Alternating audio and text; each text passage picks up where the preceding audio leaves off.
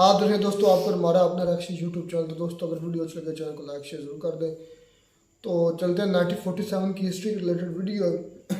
Title तो हिंदी में है तो ज़ाहिर बात है हिस्ट्री की टच रहे, ये भी अच्छी चीज़ है। चलें वीडियो देखते हैं, फिर इस पर बात करते हैं। तारीख थी 15 अगस्त 1947। रात को 12 बज रहे थे जब दुनिया की आधी से ज्यादा आबादी नींद के खराटों के साथ सो रही थी। उस वक्त भारत की आजादी का वो सुनहरा अध्याय लिखा जा रहा था जिसका हम कई सालों से इंतजार कर रहे थे। अंग्रेजी हुकूमत से आजाद होने की खुशी इतनी ज्यादा थी कि सब लोगों की आंखों में सिर्फ आने वाले आजाद भारत के वो सुनहरे पल नजर आ रहे थे जिसे पिछले कई सालों से अंग्रेजों ने अपनी कैद में कर रखे थे। उस वक्त देश के पहले प्रधानमंत्री पंडित जवाहरलाल नेहरू आजादी का पहला भाषण शुरू करते हैं। इस भाषण को ए ट्रिस्ट विद डेस्टिनी के नाम से जाना जाता है। उनके स्पीच की शुरुआत इन लाइनों से शुरू होती है, हमने नियति को मिलने का एक वचन दिया था और अब समय आ गया है कि हम अपने वचन को निभाए। पूरी तरह ना सही लेकिन बहुत हद तक। आज रात 12 बजे जब सारी दुनिया सो रही होगी, भारत जीवन और स्वतंत्रता की नई सुबह के साथ उठेगा। आखिरकार अंग्रेजी जकड़न की वो काली रात खत्म हुई और सूरज की पहली किरण के साथ आजादी की वह सुनहरी सुबह हुई। लेकिन ये कोई आम सुबह नहीं थी, बल्कि इस आजादी की सुनहरी सुबह को पाने के लिए कई वीरों ने अपने प्राणों का बलिदान दे दिया। लेकिन जितनी खुशी हमें आजादी की हो रही थी, तो दूसरी तरफ एक ऐसी दर्द भरी दास्तां हमारी चौखट पर दस्तक दे चुकी थी। वह थी भारत और पाकिस्तान के बंटवारे की वो लकीर। उस लकीर ने भारत और पाकिस्तान को दो अलग अलग भागों में बांट दिया और यह एक ऐसी लकीर थी जिसका खामियाजा हजारों लोगों ने अपनी जान देकर चुकाया और करोड़ों लोग अपने बसे बसाए घर को छोड़ने के लिए मजबूर हो गए। कुछ महीने पहले जो देशवासी आपस में भाई की तरह मिलकर अंग्रेजी हुकूमत से लड़ रहे थे, वह बंटवारे की लकीर की वजह से एक दूसरे के खूनी दुश्मन बन चुके थे। बंटवारे के इस विस्थापन में इंसानियत पूरी तरह खत्म हो गई। 15 अगस्त 1947 से 9 दिन पहले 60 मुसलमानों का कत्ल अमृतसर में कर दिया गया। इसके ठीक 2 दिन बाद यानी 6 अगस्त 1947 को 74 सिखों का कत्ल लुधियाना फिरोजपुर रोड जलालाबाद के पास कर दिया गया। साल 1947 के अगस्त महीने के पहले सप्ताह के भीतर ही खून खराबे से अमृतसर की जमीन लाल रंग ले चुकी थी। हर रोज तकरीबन 100 से अधिक लोग अपनी जान गंवाकर बंटवारे की कीमत चुका रहे थे। उस दर्द भरी दास्तान को आज देखा तो नहीं जा सकता है, लेकिन उस पल को महसूस जरूर किया जा सकता है। आजादी से 48 घंटे पहले यानी 13 अगस्त 1947 को लाहौर से अमृतसर के लिए एक ट्रेन रवाना होती है। लाहौर के मुगलपुरा स्टेशन से चली इस ट्रेन में अमृतसर एक भी जिंदा इंसान नहीं पहुंचा। 43 हिंदू सिखों को ट्रेन पकड़ने से पहले ही मौत के घाट उतार दिया गया। जब पंजाब बंटवारे की आग की लपटों में जल रहा था, उस वक्त दिल्ली रेलवे स्टेशन से पाकिस्तान स्पेशल ट्रेन पाकिस्तान के लिए रवाना होती है, जिसमें पाकिस्तान जाने वाले सरकारी अफसर, कर्मचारी और उनके परिवार मौजूद थे। पाकिस्तान स्पेशल को दिल्ली से शानदार विदा किया गया, मगर जैसे ही ये ट्रेन पटियाला पहुंचती है तो पहली बार किसी ट्रेन पर हमले शुरू हो गए और जिसमें एक महिला और एक बच्चे की मौत हो जाती है। और जब इस बात की खबर लाहौर और कराची पहुंची तो बदला लिया गया अमृतसर आने वाली पहली ट्रेन से। जब पाकिस्तान से वह ट्रेन अमृतसर रेलवे स्टेशन पर पहुंची तो उसमें एक भी जिंदा इंसान नहीं था। हर तरफ खून से लाल हुई ये ट्रेन अपने साथ हुए हादसे को बयां कर रही थी। जहां भी नजर जाए वहां लाशों का ढेर लगा हुआ था। किसी के हाथ कटा हुआ था तो किसी के सिर। इन बेकसूर लोगों के खून से रंगी ट्रेन ये बताने के लिए काफी थी कि बंटवारा कितना दर्दनाक था। 15 अगस्त की शाम पाकिस्तान से जो ट्रेन आई अमृतसर के रेलवे स्टेशन पर, उस ट्रेन के अंदर सिर्फ और सिर्फ लाशें ही लाशें मौजूद थी और ट्रेन के आखिरी डिब्बे पर जो लिखा था उसे सब लोग देखकर हैरान रह गए। उस ट्रेन के आखिरी डिब्बे पर एक पर्चा छिपा था जिस पर लिखा था, पटेल और नेहरू के लिए आजादी का ये तोहफा है। इसके बाद दोनों तरफ से आने वाली ट्रेनों में लोगों को मारा जाने लगा, जिसमें कई बेकसूर लोग बलि चढ़ गए। हजारों लोगों को रातों रात अपना घर बार छोड़कर भारत की ओर पलायन करना पड़ा, जबकि भारत से भी कई हजारों लोगों को यहाँ से अपना घर बार छोड़कर पाकिस्तान की तरफ जाना पड़ा। कई बहन बेटियों की इज्जत लूट ली गई। सरहदों को आपस में जोड़ने वाली रेलगाड़ियां हजारों लोगों के लिए जिंदा ताबूत बन गई।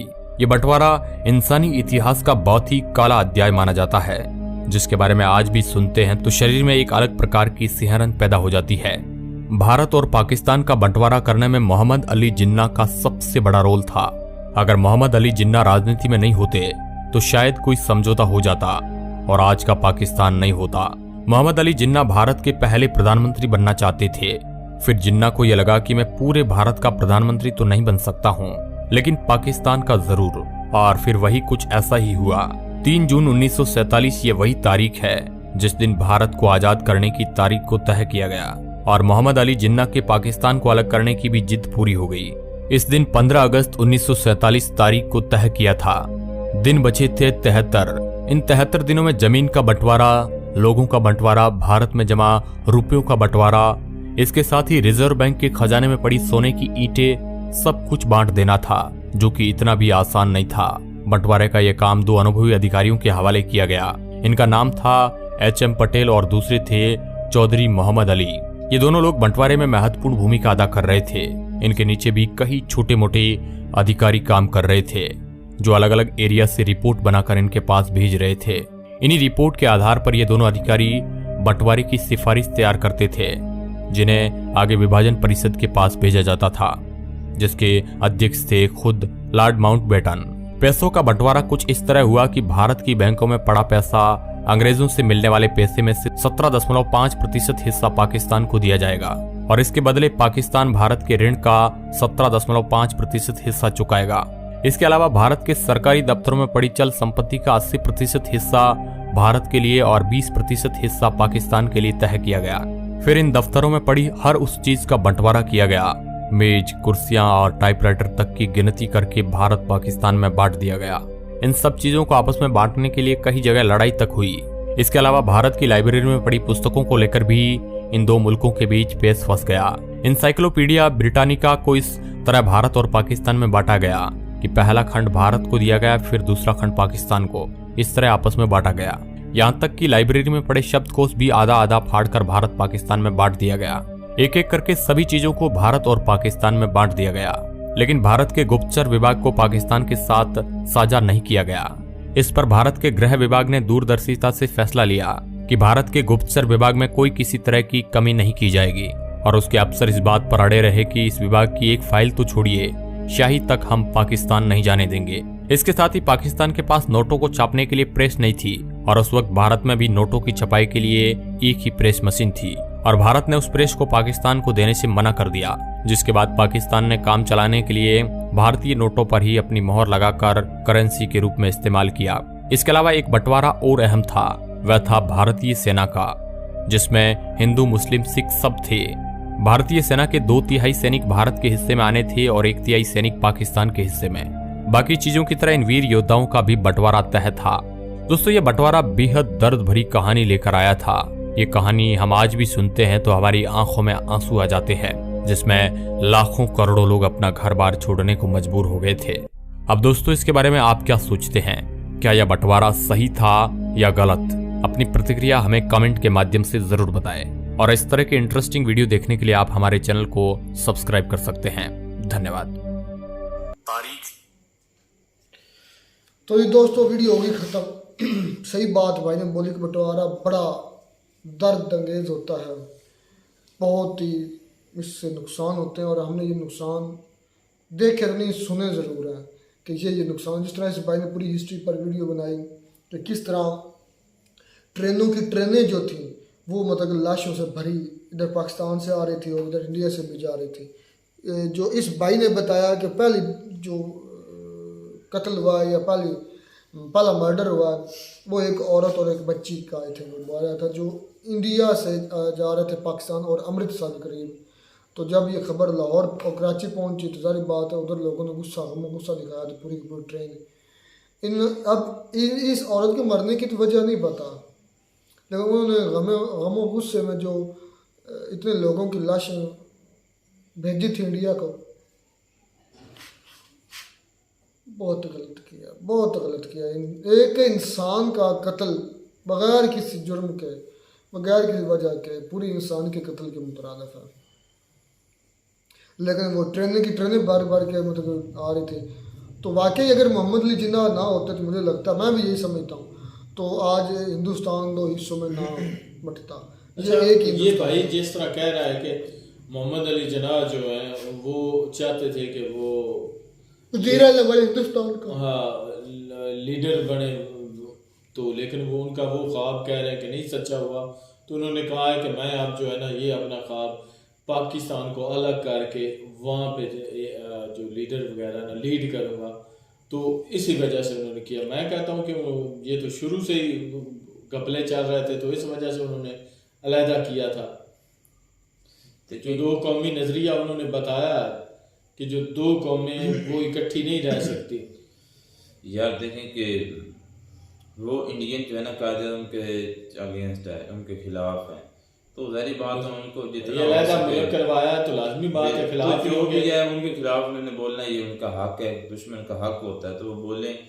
लेकिन ये नहीं मसला कि वो उनके अगेंस्ट है, मसला ये है कि ये सारे फितने फसाद आज पाकिस्तान इंडिया में जंगों की वजह बुनियाद तो उन्हीं ने डाली ना, पाकिस्तान के अलहदा रियासत के डिमांड कर। तो क्या आज इंडिया में मुसलमान नहीं है? उन्होंने मुझे ये बता, इंडिया में मुसलमान नहीं है हाँ हैं? कैसे जिंदगी गुजार रहे हैं? क्या उनको कभी इशू हुआ? ये आप भी अच्छी तरह जानते हैं और मैं भी अच्छी तरह जानता हूँ कि वो किस तरह की जिंदगी जो है वहाँ पर गुजार रहे हैं। किस तरह गुजार रहे हैं? अब मैं यहाँ पर एक्सप्लेन करने लग पड़ा, आप बेहतर जानते हैं कि किस तरह की है। करो एक्सप्लेन। मैं तो यही चाहता हूँ। वहाँ पर अक्सरियत जो है वो हिंदुओं की है, हम्म। तो ज्यादा मेजोरिटी की बात मानी जाती है, ना कि माइनॉरिटी। कौन सी मेजोरिटी की बात मानी गई है? तो आपको कौन सी बात ऐसी लगती है जो सिर्फ और सिर्फ आप समझते हैं मेजोरिटी की है कि हिंदुओं की? यार इतना बड़ा जो कांड जो जुल्म हुआ है मुसलमानों के कौन साथ, सा? अभी तकरीबन कोई 5-6 मंथ आई थिंक इतने ही है, मैं गलत नहीं है तो जो ये मस्जिद गिरा कर अयोध्या जो मस्जिद थी वो गिरा कर राम मंदिर बना गया, इससे बड़ा और मुसलमानों के साथ कोई दुनिया में जुल्म नहीं हो सकता।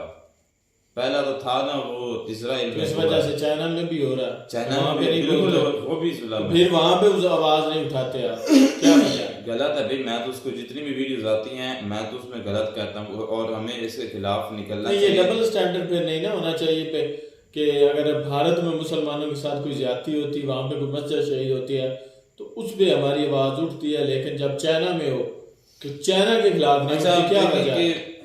जो है ना जिस तरह वीडियो में देखा, और हकीकत ये बिल्कुल हकीकत है कि जो तकसीम हुई थी ना, आज भी हमारे बुजुर्ग चंद एक बाकी हैं जिन्होंने ये सारा कुछ अपने आंखों से देखा, जो बच्चे थे उस वक्त, तो बिल्कुल बताते हैं बच्चे नहीं थे 10-12 साल की थी जिनकी बात आ मतलब कि जिनको थोड़ा बहुत समझ आया है, कोई एक नहीं, मैंने काफी के साथ डिस्कशन की है इस मामले पर।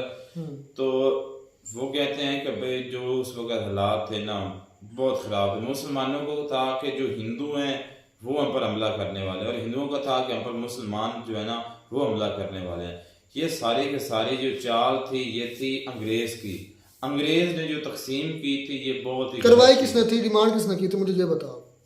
कायदे तब ने करवाई थी, मुसलमान उसने सही किया था? हाँ बिल्कुल सही। किस लिहाज से?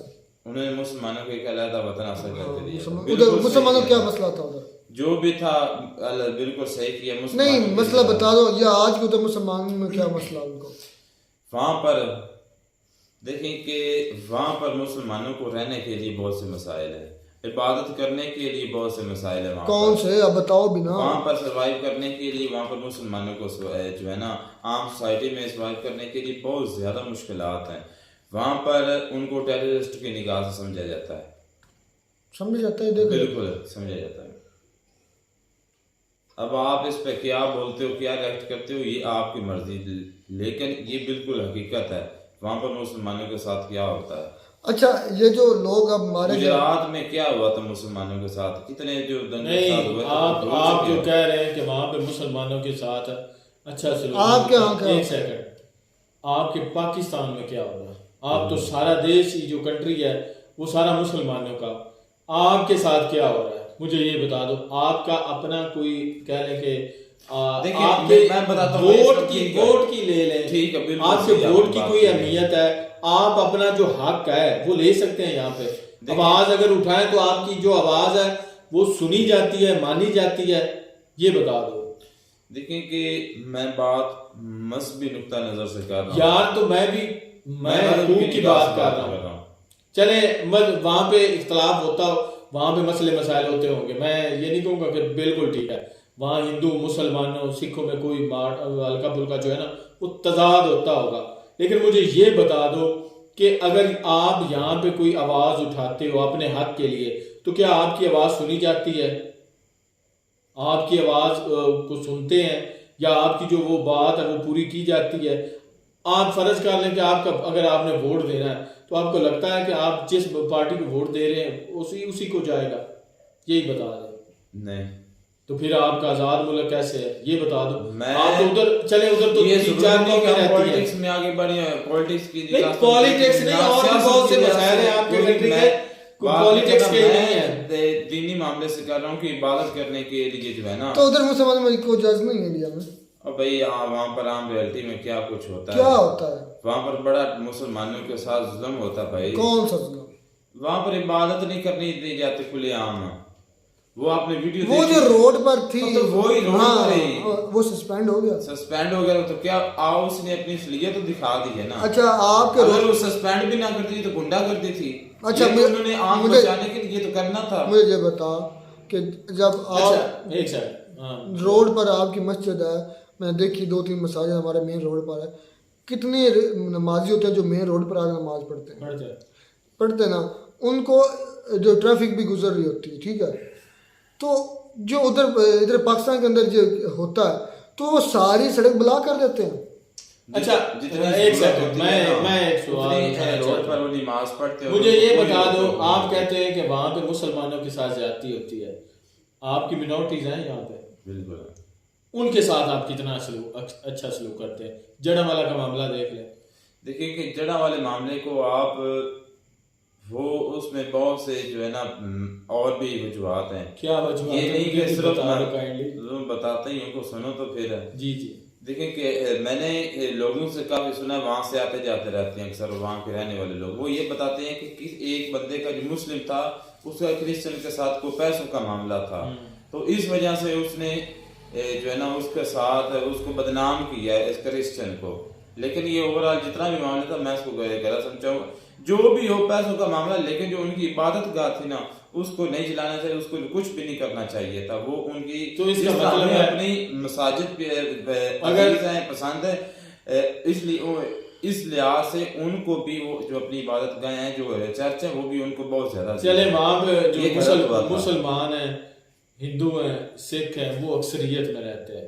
आपकी मिनॉरिटीज की बदौलत, आपकी जो मिनॉरिटी है बिल्कुल थोड़ी है। ये वीडियो थी हिस्ट्री पर थी 1947 की जो आजादी थी उस पर वीडियो है, तो आप कायदा उनकी उसने बात की, आप कायदा उनके पीछे पर आप उसको क्या मानते कि ये नहीं होना चाहिए था? नहीं भाई ने पूछा आप बात नहीं कर रहा, तकसीम हुई थी गलत है कि सही? गलत है। किस लिहाज से गलत है? बस भी लिहाज से गलत है। अच्छा क्या हुआ? उधर के मुसलमान क्या कर रहे हैं इंडिया का, तो इधर क्या हो रहा है? इधर भी वही कुछ हो रहा है जो उधर हो रहा है। आज़ादी से उधर भी कर रहे हैं, इधर भी कर रहे हैं, सब बच्चे से चल रहा है। बिल्कुल ठीक। आपसे ज़्यादा उधर के मुसलमान मुतमन हैं। कितनी वीडियो देखी हैं आपने? चलिए खैर, शानदार वीडियो मिलता है नई वीडियो में नाटक के साथ। God bless you.